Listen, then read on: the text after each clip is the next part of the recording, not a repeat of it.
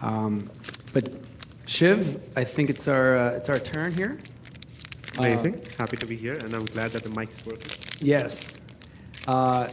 Very excited to speak with you, Shiv.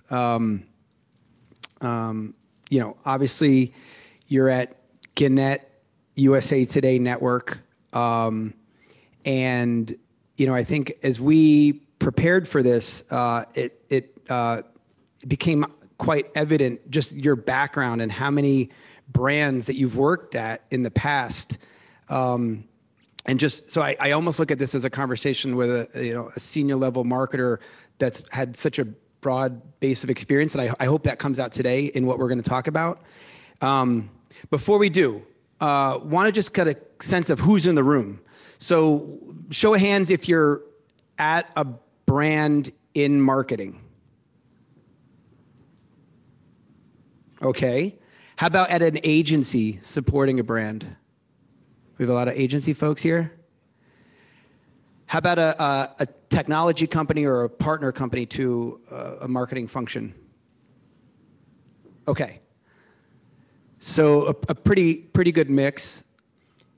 How many of you are making a decision each week based on some side of data analysis? How many hands? Okay. That is quite impressive, I must say. This would not have been the case if we had this conference like even 7-8 years back. Data has become such an organic and important part of our day-to-day that it's almost like you cannot escape data. Like if you do, then your competitor will actually gain access and they'll gain the market share and things go awry. So I'm so impressed that I think almost half of the room, more than half of the room actually is using data on a weekly basis. Yeah. So we promise this won't be a technical discussion. We're not going to get into the weeds on data, but I think part of the point is just how data underlies all the things that we will talk about, and increasingly so in marketing. So I think just to set your expectations, the flow of this conversation, we're going to start a little bit about the role of marketing and how that shifted in Shiv's experience and career. And how it's become much more aligned to CEO, CFO, top line revenue. And then we're going to a little talk about marketing in the current state, the current conditions in the space. We're going to talk a little bit about measurement of this marketing. We're going to talk about some challenges around privacy. So let's get into it. But by way of background, I just wanted to call out some of the brands and some of the businesses that you've worked with, because I think it'll provide some good context for the conversation. So we said you're currently at Gannett USA Today, but you started your career at Coca-Cola, moved on to Dell, went to PayPal, went to Heineken, went to Hilton, and then CVS. So a pretty impressive background of big brands, different kind of industries. So my first question to you, Shiv, is sort of how has the role of marketing changed and evolved in your career across these different brands? That's a great question, and thank you so much for that very generous introduction, Brian. So I would say, at least in my opinion, the role of marketing has become, and I don't know if you guys agree. If you do not agree, please raise your hand, and I would love to know your opinion. But I feel like, I've seen CMOs over the last 15, 20 years, and the marketing as a function and the role of marketing both have evolved significantly. Marketing is no longer just the voice of the brand. Marketing actually is participating head-to-head, shoulder-to-shoulder with the CFO, with the Chief Operating Officer, Chief Strategy Officer, Chief Executive Officer to become a P&L driver for the business. So I think marketers have gained a lot of momentum, a lot of traction. I'm so impressed and so in awe and inspired when I look at some of the titles of CMOs that I've known through the years. They are now not just the Chief Marketing Officer, they are the Chief Marketing and Strategy Officer, or they are the Chief Marketing and Growth Officer. They have an EVP title. They are sitting on the board of directors. It's impressive how far along marketing has come. And I think one thing to note is marketing is no longer that behind the scenes fuel in your engine. It is the engine. And that has become so apparent more recently than ever. And why is that? I would say a lot of things have played into it. One of them has been the evolution of marketing itself. Now, what that means is, and I can share, this thing that we used to do about 12 years back at Coca-Cola. So I'm sure all of you have heard of Coke as a brand. They have, one can argue, but I would believe they are one of the best brands out there, one of the best marketing strategy and insights teams out there. But still, if you look at Coca-Cola, 2008, our global CMO asked us a question. They were like, okay, their top 5 brands are Coke, Diet Coke, Coke Zero, Sprite, and Fanta. The question was very simple. How are my brands doing worldwide? Coca-Cola was in 200 countries. They were like, okay, we don't need to know 200 countries. Give me top 32. Go and work on it. We went and worked on it, and it was not connected. The countries were not talking to each other. So we actually started with campaign performance measurement. Even if the countries were in Europe next to each other, like France, Germany, Switzerland, they were still not talking to each other. That's how global companies usually are. They are so vast that they become their own little small companies and countries. So our first job was to make sure they are talking to each other, to encourage that conversation. Then our second job was, okay, so why do we need this information? Why does the CMO need to know how the brands are performing worldwide? We had a conversation and we realized because we don't really want marketing to be an after fact, that we spent, and Coke spends a lot of money on marketing. I don't know what they spend today, but they spend a lot of money. But typically marketing was the one that was being called to answer the question, you spent all this money, what has come out of it? That changed. So we were trying to change that to marketing, come and sit with us, tell us how much money should we plan for 5 years, 10 years from now, because we want to double our daily consumption. That was the Coke 2020 vision back then. So that's how much it has changed. So it sounds like almost marketing is sort of like brought earlier into the planning process, and you're asked on sort of what outcomes you're going to deliver for the business, not looking back and say, what did you do? Exactly. What then does marketing need to be able to do and think about to even kind of earn that position in the company? That's a great question, Brian. What does marketing need to think about? Let me answer that. But before that, I have a question for the audience. Yeah, please. Today. How many of you have been called into a meeting when the budget was being decided for next year? Just by the raise of hands. How many of you participate in the budget planning discussions with the finance team? That's quite impressive. That's like 30 to 40% of the room. And clearly that was not the case. Even the most senior ranks in marketing were not being called by finance. Finance will have a question. And I say that with all due respect. I, at one point of my career, reported into a CFO's organization. So with all due respect to finance, that was not the case because, marketing was a little too caught up in day-to-day, too caught up into tactics. It is not in any way, shape, or form undermining the role of marketing. It is emphasizing that marketing had too much on their plate. They still do. But what they've realized is it's not just important to kind of justify and constantly justify why it blows me away. When I see some companies are getting rid of marketing. I'm sure you guys have read those articles that say this company has dissolved their whole marketing department. So I would say they're not dissolving marketing, they're transforming marketing. They are hiring different kind of people, but then marketers have caught on the trend. They have caught on the fact that they need to speak the language of the CFO so that the CFO speaks to them. And what they've started doing is they've started bringing in facts, they've started bringing in impact, they've started bringing in actual hardcore data to support what they're saying. It's not just, oh, I've done this brand campaign, fantastic for my brand. It's not just that anymore. They're now saying, I've done this for my brand. 2 years from now, I'll gain 5% market share. That's what they're saying these days.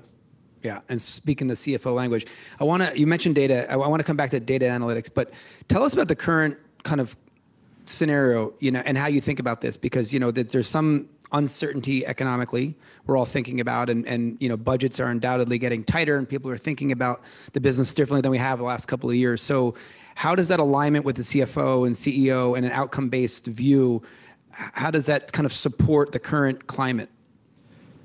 Again, a fantastic question, Brian. So it actually depends a lot on the nature of the business. So if you are a public company, you're answerable to the public. So you have quarterly business reviews, you have an earnings statement. I'm sure some of us relate very heavily to it. And in that situation, you have to justify your spend every single quarter. Now, that said, if you have some kind of a flexibility or a board or a financial organization that can sit down and have a conversation with you to understand the long-term perspective, there's a lot of studies out there that say that if in the difficult times, in the times when everybody's scaling back their marketing budget, if even one of the companies overspends than their competitors, they gain a market share advantage that is very hard to beat in the years to come. Now, what that means is, and I know it's contrary to the view, and even in my own company, I would not always do this, but we have tested, and we've seen that if in a time when markets are getting difficult, everybody is not seeing as many ads as they were seeing before, if that is when one of the competitors, everything does not have to be paid. There could be creative alternatives as well. But if at that time somebody seizes the momentum, gains the mind share and hence the market share, that basically sticks on for a very long time. Mm-hmm. So I would say that's what we need to show to the CFOs. And we need to show the impact of marketing as short-term, which is return on investment. I know there's even more short-term, which is return on ad spend, ROAS. But I would say 1 to 3 year return on investment, but also show the long-term impact. Mm-hmm. Show that, okay, if you're spending this much money in your brand, let's say Fanta, for example, 5 years down the line, this is what Fanta will do in the category. This is what Fanta will do in building the category and building the market that nobody else can grab from us. Right. So that's what we need to kind of explain and show. And I'm a big believer in data, so I'm pretty biased, but I think everything can be shown. And it also protects the loss of budget or the loss of a short-term decision because you're painting a longer time frame. We keep talking about marketing, but marketing is obviously a collection of multiple domains. How do you architect marketing right now? How do you categorize the different disciplines within marketing? So yes, marketing is very diverse, and it's becoming more and more diverse as we speak. So we have a lot of technologists in marketing these days, marketing technology, marketing science, and even strategy within marketing is evolving. So marketing has been diverse. It's becoming more and more diverse. We have two broad schools though, brand marketing and performance marketing, typically your upper funnel and lower funnel. Now, the thing that connects to every single vertical or pillar within marketing is, number one, making sure that as an organization, you are being effective in terms of your customer performance. Now, what that means is acquisition and retention. So effectiveness is important, which is what is that return that you're getting? And more importantly than return, it's the reach. Are you reaching to your right target audience? And are you looking at who you have in the TAM today? And how is that TAM evolving? How is your addressable market evolving over the years? So having that, having that effectiveness is important. And second is efficiency. So reach is important, but also you need to make sure you're being conscious of your dollars. And I would repeat what I just said, because personally it means a lot to me. And ever since I've started doing it, I've gotten the attention. When marketers start speaking the language of the CFO, that's when CFO will speak to marketers. Yep. And I did that personally at least 3 brands, 3 companies. And what I noticed was not just the CFO, I actually noticed the CEO wanted to give me time and sit down with me and understand what is the role of marketing in his organization. And after that, he made some very big, broad decisions. One of them was pushing money in the brand, because we were doing a lot of sales, a lot of performance marketing, but the brand did not have enough pull. So we were like, okay, we are putting all this money in the market, but it's not being efficient. So I think when you speak their language, they want to speak to you. So speak their language. Yes. And earlier you mentioned to me how you look at your marketers as general managers. Tell us about that. It's interesting that you bring it up, Brian, and yes, I do that. In my current role at Gannett USA Today Network, and just a small pitch about us. So we are the largest media company in the country. We are in some of the markets where, there's no other news information source. So 1.5 Americans, 1 in 2 Americans read us. So that's how big we are. My role is consumer retention. So subscribers can be digital subscribers, newspaper subscribers, to retain them. And my team is a small and mighty team. We work with a lot of cross-functional partners. And I tell my team, each one of them, as you guys are the general managers. You guys own your shop. You are the P&L leaders. Now, what that means is, when you go to a product person, when you go to an operations person, when you go to a creative person. So my team does some creative in-house, but we actually do go to agencies. We go to other partner sister teams. When you go to them, you have to kind of portray the fact that you own that P&L. Imagine you have a small little shop, and if your shop has to run, irrespective of the salesperson has shown up or the cleaner has shown up, the shop has to open the doors and the shop has to sell. So that is the mindset that you need to adopt as marketeers. Yeah. That you are the general manager of your pillar. Yeah. I just want to repeat what you said, because when I learned that, it was actually quite shocking. I know USA Today, I know Gannett, but the fact that you reach 1 out of every 2 Americans, and the fact that in many markets you're the only news source is pretty amazing. Okay, so I think we got a good view of sort of how you look at marketing and the role that marketing plays. So let's talk a little bit about the underlying foundation of this. And you mentioned a couple of times sort of data and analytics. So this is not like a technical discussion, but tell me how, in your view, data analytics supports the types of, you said, acquisition and retention, or that no matter what you're doing in marketing, usually truly the two things to sort of think about. So how does currently you're looking at data analytics supporting these roles? Yeah, so data and analytics is vast, and full disclosure, full warning, it's a vertical that's obsessed with jargons. So jargons. Yeah. We have artificial intelligence, machine learning, deep learning, neural networks. You name it, we have it. We have Web 3.0. So we have Internet of Things. So there's a lot of jargon, but I would say this, in a sense, data and analytics, has 4 verticals or 4 pillars that support all functions of marketing. Number 1 is descriptive. So descriptive is something as simple as a 2x2, an Excel sheet, a spreadsheet that you get from your analyst, or the person who's actually out there running that ad. So descriptive describes what is happening, where is it happening. And sometimes that's good enough. You don't need to go anywhere else. You don't need to go to AI to answer the question.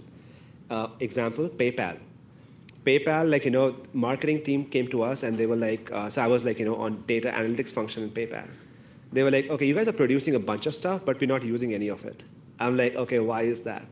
Oh, because we were trying to kind of pursue a 99.9% result, and that does not cut it for marketing because it was taking much more time than they need to make their decisions. So we kind of realized, I went back to the team and I'm like, you know what? Marketing needs timely information, not the most accurate information. They're not going to the investor relations and sharing all those numbers. So what we did was we did a very simple campaign dashboard, which basically told if the campaign was working or not every single hour.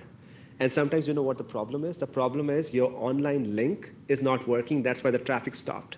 Go and fix the link and the traffic starts flowing. That's it. That's the actionable form of marketing, descriptive. Second is inquisitive. When people ask questions, ask questions. So where is it happening? Great. Why is it happening? When was the last time, we saw the trend work in our favor? Inquisitive is second, which is, again, your dashboarding, your tableaus, BI, all of that. Third is predictive. So which is basically your marketing mix models, basically trying to understand the ROI by channel. And then is prescriptive. Prescriptive is, okay, do this, and then this will happen like a doctor. Mm-hmm. Eat the medicine, fever will go down. Do this, and in 2 years from now, you'll gain market share 200 basis points, right? So those are the 4 pillars, Brian, that connect, that basically help marketing maximize their effectiveness and efficiency. Mm-hmm. And what is important for marketeers is to make sure that, 1, we are aware of it. Second, we don't get nervous when we are hit by all those jargons. When I'm talking to a room of data scientists, I tell them something a little different. I tell them to not talk jargons to others. So I tell them the same thing, but my objective to them is don't sound fancy. Data scientists do not need to sound fancy. If they sound fancy, yeah, sure, so smart. But what do you do with smartness? If it's not actionable, it's pretty much worth nothing. So you need to be relatable. Right. So when you're talking to the data scientist, ask them questions. Ask them to make sure they dumb it down. And it's not because we are dumb people. It's because we need to understand the business language. Sometimes data scientists come with PhDs, great, but they do not come with business knowledge. So you are their business partner. Sit down with them, have that conversation, take them out for a coffee, and tell them, you know what, you said some amazing stuff. I had no idea what you were talking about. But I know you are usable. I want to use your knowledge. So here's what I need from you. Right. I do that with my data team here. And my background is heavily, deeply into analytics. I do that with my own team here. So when I joined last year, my team was incredible. But there were a lot of creative people. They were basically creating videos, audios, great. But they were not able to explain to me that, okay, Shiv, I need $500,000 for something. I'm great. Okay, what do you need it for? What will be the result? I don't know. That has changed 180 degrees. Every single person on my team can do the ROI calculation. They're all marketeers. They're traditional marketeers. Yeah. But they do the ROI calculations because they know how to get the value from the data teams. Right. So just calling on that, you talk about the ROI calculation. If we can't talk about data in marketing without talking about measurement. I was at a CMO conference this summer in Napa, and they talk about how measurement is the #1 challenge of CMOs. And the conversation in the room was like, it's not getting any easier. Things are getting actually more fragmented. And so tell me about that. Tell me how you think about measurement in general. And particularly in your role here, you're acquiring users, you're retaining users, you're engaging these users. What are the major challenges, and how do you think about measurement in this context? Again, a great question. And the challenges that I have here at Gannett, again, are not unique to Gannett. I've seen them at some of the much larger companies as well. The first challenge is to make sure everybody speaks the same language. For example, somebody might come to me and say the campaign has been very successful. Great. I go to the CFO and I say the campaign has been very successful. They're like, nope. So we need to have common measures of success. At the agency, at your team, at your CFO's organization, at your CEO's organization. Same consistent measures of success. So we've done that. We've defined KPIs, that these are the key performance indicators. These are the measures of success. Also, second thing is measurement. Make sure you don't really boil the ocean. Marketing is not a crystal ball. It will not tell you everything. It will not solve for everything. Marketing has, every single thing that you do within marketing, even a campaign that might be a large campaign. If you guys remember, Open Happiness was a large Coca-Cola campaign. It did not solve everything for us. Every campaign is tied to specific results within a specific segment of audience. So we need to kind of specify that. We need to scope everything out, because often what we run into is when it comes to measurement, people want to measure every single thing. They come back and say, oh, the campaign was pretty average. Why was it average? Oh, it did not check these boxes. Those boxes were not a part of the objective. So list them down, list them. So define measures of success, define the scope, and third, find agreement. So agreement in terms of when will the reporting be available. So that is the most frustrating part, by the way, to be honest, because when you as a marketeer, I as a marketeer expect my analysis to be done tomorrow. And it is not done tomorrow, and I get frustrated. I'm like, oh my gosh, how do I plan now? And my data team is telling me that, you know what, Shiv, I cannot give you half-baked information. So there's some way, obviously, that the communication needs to happen, that this is the timeline by which I expect the results. And this is my acceptance, of quality. I do not need 99%, so do not spend another 5 weeks on 99%. Give me 80%, good enough for me to make that decision. So I would say those three things: measures of success, alignment on what the scope is, and third, the timelines. Got it. Okay. And so just some of the things are changing quite quickly, and particularly, we talked about sort of macroeconomic conditions. I'm thinking about you as sort of making sure you're retaining and engaging the users, because ultimately as a publisher, this is how you monetize the business. This is how you fund the innovation and all the content. And so we got macroeconomic conditions. We have pretty significant shift in consumer sentiment around data, and what data are you collecting about me as a subscriber? Yeah. What are you doing with that data? I'm much more aware as a consumer. The sentiment is absolutely shifting, and brands really have to think about, sort of listening and reading the room around this. There's a lot of activity in various regulatory bodies around the world. There's laws and regulation kind of forming. And then, finally, we have major technology companies going through platform, both technical and policy changes. So a couple of years ago, we saw Apple, introduce consent at the individual app sort of level. Google's thinking about something quite similar. Cookies are going away. So when we talk about data, the landscape is shifting dramatically, and user level data, how we built a lot of measurement and capabilities around these topics, is fundamentally changing. So how do you think about engaging and retaining your users without these sort of controls, adhering to sort of the privacy shifts? That's what keeps me up at night. So great question, Brian. So being a subscriber business, and specifically my department's job is to retain our subscribers. And you guys have read, it's not an easy business to be in, especially retention. You guys have seen the news about Netflix. And consumers, with the shift in macroeconomic conditions, they are, being more conscious of the value that they find where they're spending their money. So our number one objective is to make sure, are my customers finding the value in what they're paying for?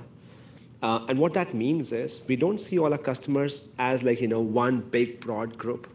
We segment our customers. So every customer has a different need and a different expectation.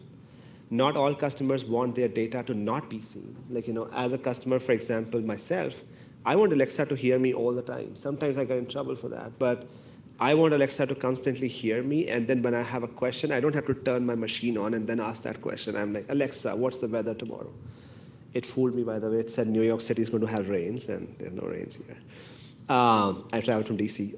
But then, so every customer has a different expectation. We need to understand what our customers' expectations are, so we proactively ask our customers. When they become a subscriber, we ask them, what kind of content do you want to read? What kind of frequency do you expect? Do you expect a newsletter every day? Do you expect a newsletter once a week? And we are trying to kind of build an onboarding journey around what my customer needs. Also, we are trying to proactively capture some information which is not unique to a customer. So with privacy going away, we can still track the zip code. We can still see where you live. And based on where you live and what is happening around you, we can still serve you content. We are trying to broaden first-party data set. But at the end of the day, we want to make sure we give our customers what they need. If they do not want to be tracked, we do not want to track them. If they want to be tracked to improve their experience, we will do that. We want to explain to them what we can offer, what we cannot offer. Because I think for any business, not just subscription, number one rule of retention is if you give your customer what they expect and a little more, they'll always stay with you. Mm-hmm. So that's what we follow. Got it. Yeah, and we see that that going back to the conversation around alignment with the CFO, I don't think there's an appreciation in finance or the CEO level of how hard things have gotten in digital marketing and how hard they're going to get. And no one's relaxing growth targets here. So the world has gotten very challenging. To understand it gets quite into the weeds and technical, yet you still have to have a conversation about outcomes. And so it's a big task. Yeah, no, absolutely. And I know you guys, AppsFlyer is the market leader in privacy, so you would know. You would talk to a lot of CFOs. And I agree with that. I think it is not just the hard part is not just acquisition or retention. The hard part is to basically justifying the need for your offering to the customer every single time. Mm-hmm. And what we are competing, so I often try and reflect on this with my team, that we are not just competing with the other subscription services. Every single customer of mine and all of yours has 24 hours in their day. every single customer. In those 24 hours, they only have those many hours that are available to have any kind of content that they like hear, listen, or watch. Yep. Like, so I'm competing with the Spotify. Yep. I'm competing with the YouTube. I'm competing with TikTok. So every single thing that can occupy your share of mind is my competitor. Yep. So, and my customer expects as such. They are like, okay, I go to this website. It's like, oh my gosh, such an old, outdated website. Yep. And my Apple Music experience is so different. So we have to kind of make sure we understand that the users are exposed to every single technology available Everything. out there. And that's how we kind of plan our product development. For sure. A couple more minutes left. Any questions? Anything? No? Okay. 3 quick sum ups. Anything? Yes. So I would say number 1, test and learn. So test and learn is your Bible. Like, does not have to be sophisticated, but test and learn. Second, talk to as I said, if you talk CFO's language, CFO will talk to you. So start talking their language. Third, think of yourself as a general manager. You might be marketing, product, or technology person, but if you think of yourself as a GM, I'm pretty sure you'll be successful. Awesome. Thank you, Shiv. Of course.